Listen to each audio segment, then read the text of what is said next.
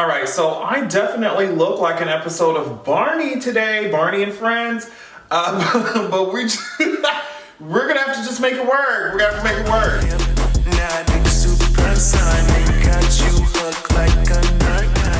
As usual, new podcast episode coming out on Patreon at patreon.com/AdrianExpression. I'm already getting a whole lot of topics and questions from the patrons. Just tell me what they want me to talk about on the upcoming episodes. So if you want to put your 2 cents in, go over there, check it out, let me know what you think. So Megan Thee Stallion had a pretty big recent couple of days. First of all, she graduated from TSU with a bachelor's in health administration. To say that I am proud of Miss Mamas is definitely an understatement. Look at her walking up at her graduation. I cannot imagine being in front of Megan Thee Stallion trying to get my degree or some shit like that. Can you imagine like walking up there?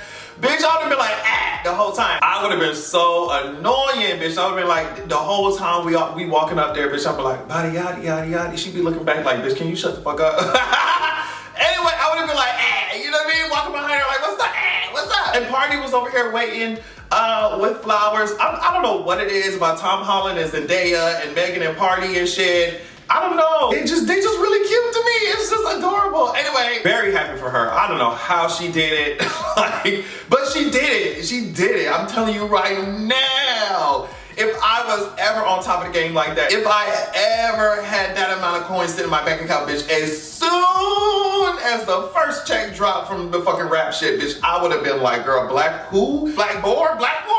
Bitch, black card. I would have been done with that shit, but this is what she said in Rolling Stone. Because they basically asked her how she did it. Like, do you have a whole lot of stuff going on with all that workload? I think she said the last semester she took 5 classes. So this is what she said. Every time I had an assignment or something due, one of my managers would just pull me to the side and be like, hey, Megan, you know you got to do this presentation today. Or, hey, Megan, you know you got to turn in this assignment today. They would just come up on me at random times telling me what I had to do. It's probably good it worked out like that because I don't feel like, oh my gosh, I have to do this, I have to do that. Just spring it on me. I would have not been successful this semester without my team. They also asked her, what are your future plans with your degree now? She said, I'm still going to open up these assisted living facilities and I definitely want to hire new college graduates. Nobody ever wants to hire you fresh out of college. They feel like you have no experience. So I want to create a place where you can get experience. Really awesome, really cool ideas. And on top of that, she was honored with the 18th Congressional District Humanitarian Award in Texas. You can see her here accepting that award. There were many things that, I was completely unaware of that she was doing because she really does, apparently, she really does move in silence, but this award was for her philanthropy with a specific focus on education, elder care, mental health, and women's empowerment. She gave scholarships to empower women attending TSU's College of Pharmacy and Health Services and other universities throughout the country. She donated to Bread of Life to provide food, water, and other relief to families in need. She also worked with the NAACP Disaster Services to rebuild and repair homes for Houston-based senior citizens and single mothers at no cost. Over 80 families had their homes repaired from this effort. She also provided her alma mater, Thomas Middle School, with Nike backpacks, hats, socks, Coach wallets, and other items for 600 students. Like, that's crazy, and it goes on and on. From the beginning, y'all already know how I feel about her, but from the beginning, she just felt like such a genuine person, and you can see that based off of the shit that she does. So, I don't know, just keep it up, keep that positive. Integrity always wins in the end, always, no matter what you go through. Just positive energy, being genuinely kind and having some type of integrity about yourself. You always wins in the end. Huge congratulations to her. Extremely inspirational. And of course, that's what we expected from a bad bitch, period. So this clip of Vivica Fox went kind of viral on social media. I don't know where it's from. I don't know what event she's doing. I don't know when it really happened. Exactly, but she was apparently responding to someone asking her about possibly adopting a kid so that she could leave a legacy. Y'all already know how corny I think questions like that are, but she had this to say about it. Girl, I'm 57. I got 6 god babies. Don't think that because I didn't birth children, that I don't have children. I have 6 godchildren, and I do not feel less fulfilled as a woman, period. All I got to do is spend an afternoon with them. There's so many things that you could discuss with this shit. It's just like, number one, the fact that a lot of people automatically assume that all women everywhere on every fucking continent of this planet, every single woman on the face of this earth wants to be a mother, or that you are unfulfilled, or you haven't achieved what you're supposed to if you don't want to be a mother. This weird, and it continues to persist. It's so weird. This idea that, okay, you gotta leave, in order to leave a legacy, you have to have kids. It's like, first of all, she Vivica fucking Fox. She got a legacy, you know what I mean?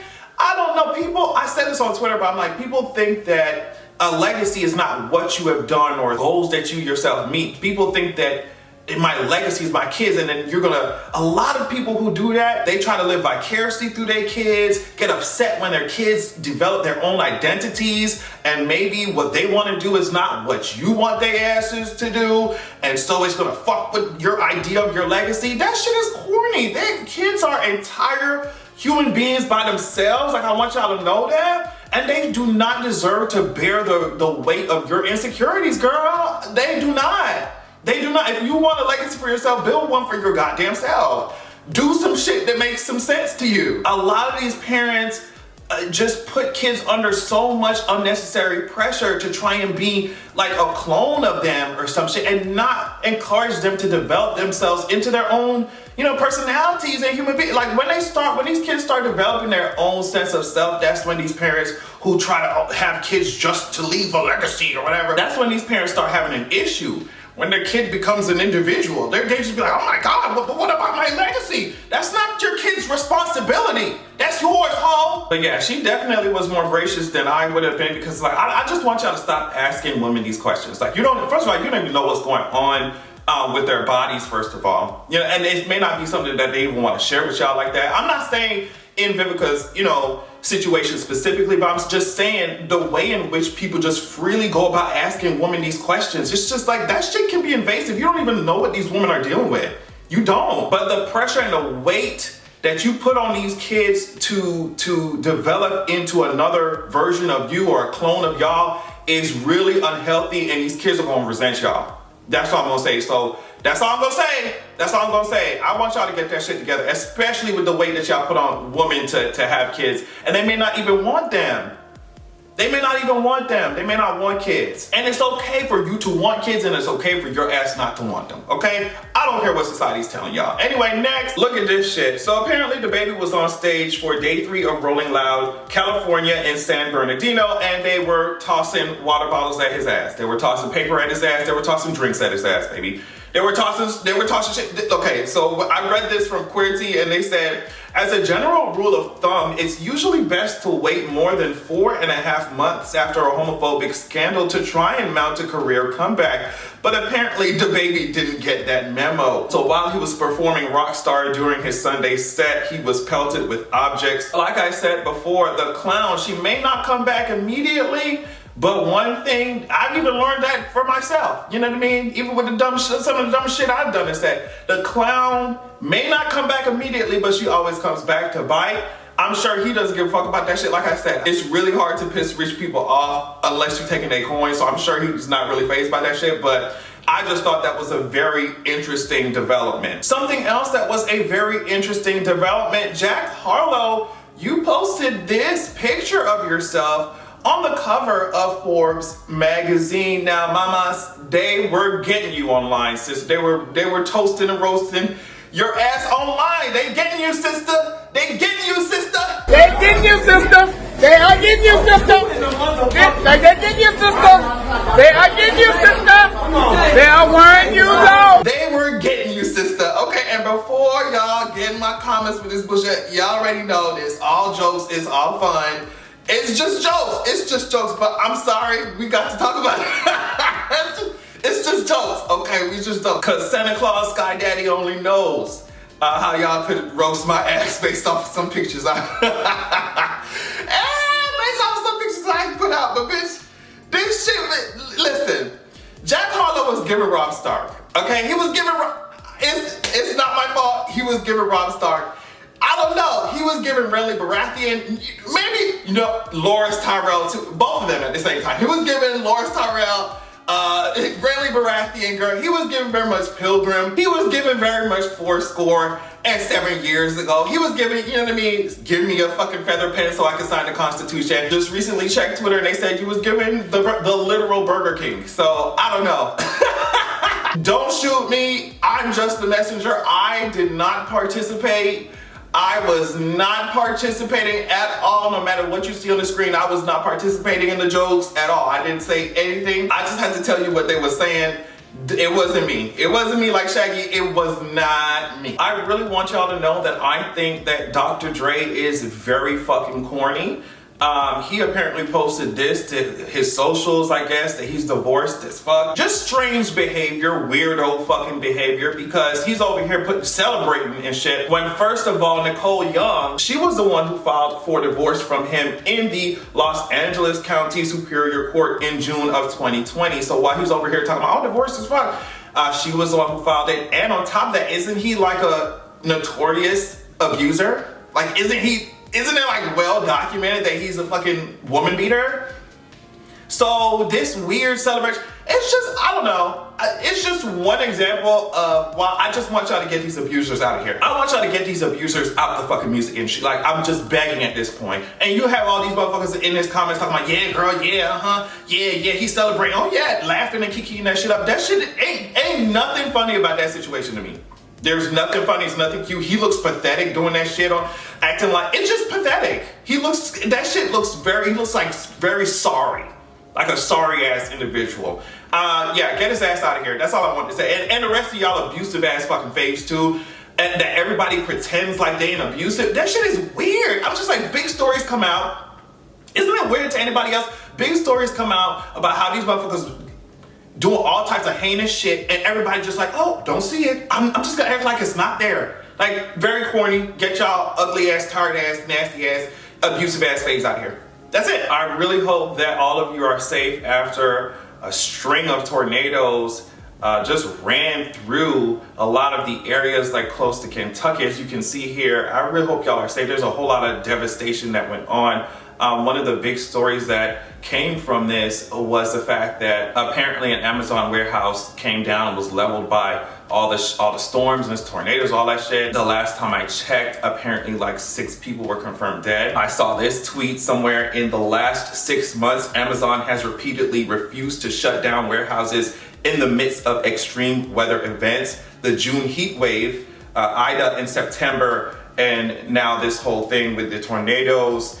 It's just really ridiculous. CNN says the Occupational Safety and Health Administration has opened up an investigation into the collapse of an Amazon warehouse in Illinois. Now, they investigate all workplace fatalities and catastrophes, and they have 6 months to complete their investigation, issue citations, and propose monetary penalties if violations of workplace safety and or health regulations are found. So that's what's going on. Just very unfortunate, especially when you read some of the individual experiences of the employees. There's when you talk about like the phone ban that they had going on. So of course, a lot of the employees did not have up-to-date information about what the fuck was going on. When you know that this shit was well forecasted and it's just like it did not matter. I don't know, that's looking really messy on that front. And lastly, something that's looking really fucking messy is this administration, but we already know that, right? We already have come to the conclusion that what he said when he declared that nothing would fundamentally change, that was the truest thing that he didn't ever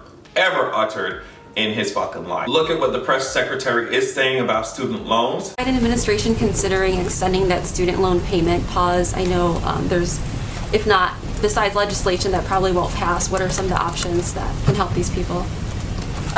You're talking about the student loan payment pass that expires in February, just for clarity. So in the coming weeks, we will release more details about our plans, and we'll engage directly with federal student loan borrowers to ensure they have the resources they need and are in the appropriate repayment plan. We're still assessing the impact of the Omicron variant, but a smooth transition back into repayment is a high priority for the administration. In the coming weeks, we will release more details about our plans.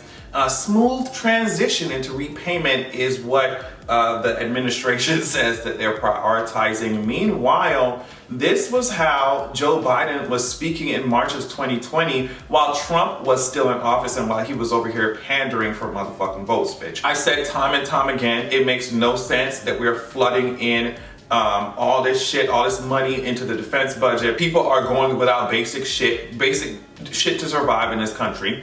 But on top of that, y'all acting like y'all have no idea what to do. Now y'all in distress. Y'all have no idea what to do when it comes to the student loans. Like, bitch, y'all are the government.